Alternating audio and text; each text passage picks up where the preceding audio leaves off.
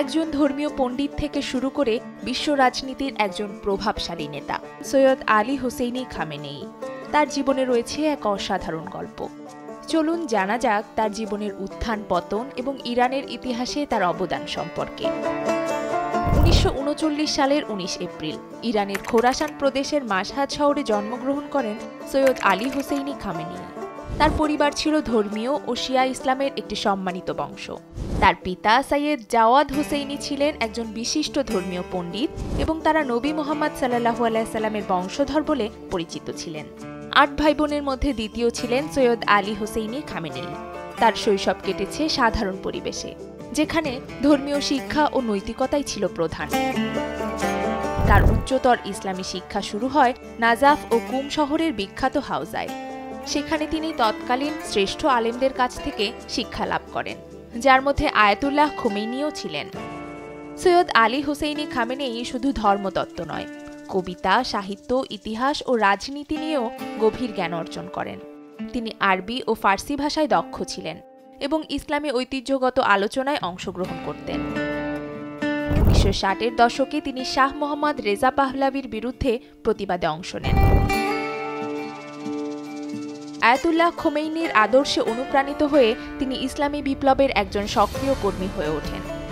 এই কর্মকাণ্ডের কারণে তাকে একাধিকবার গ্রেফতার ও কারাবরণ করতে হয়, তবে তবুও থেমে থাকেননি। তিনি সরকারের বিরুদ্ধে বক্তব্য রাখতেন, ইসলামী রাষ্ট্রের প্রয়োজনীয়তার কথা বলতেন। 1979 সালে ইরানে ঘটে ইসলামী বিপ্লব। আয়াতুল্লাহ খোমেনির নেতৃত্বে শাহের পতন হয় এবং ইসলামী প্রজাতন্ত্র প্রতিষ্ঠিত হয়।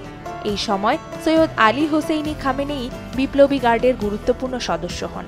পরে তাকে সাংসদ, প্রতিরক্ষা মন্ত্রী ও আরও নানা গুরুত্বপূর্ণ দায়িত্বে নিযুক্ত করা হয়। 1981 সালে ইরানের রাষ্ট্রপতি নির্বাচিত হন সৈয়দ আলী হোসেইনি খামেনেই। 1989 সালে আয়াতুল্লাহ খোমেনির মৃত্যুর পর সৈয়দ আলী হোসেইনি খামেনেইকে ইরানের সর্বোচ্চ ধর্মীয় নেতা হিসেবে মনোনীত করা হয়।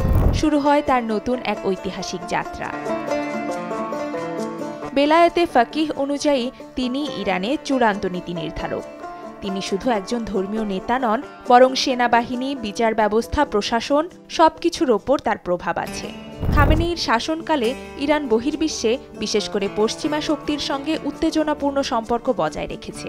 তিনি আমেরিকা ও ইসরায়েলের বিরুদ্ধে কঠোর অবস্থান নিয়েছেন এবং প্যালেস্টাইনের পক্ষে কথা বলেছেন। তিনি ইরানকে আত্মনির্ভরশীল রাষ্ট্র হিসেবে গড়ে তুলতে চেয়েছেন। পরমাণু শক্তি, প্রতিরক্ষা শিল্প এবং ইসলামী সংস্কৃতিতে জোর দিয়েছেন। খামেনেই একজন সাদাসিধে জীবনযাপনকারী মানুষ। তিনি কবিতা লেখেন, বই পড়েন এবং ধর্মীয় আলোচনায় অংশগ্রহণ করেন।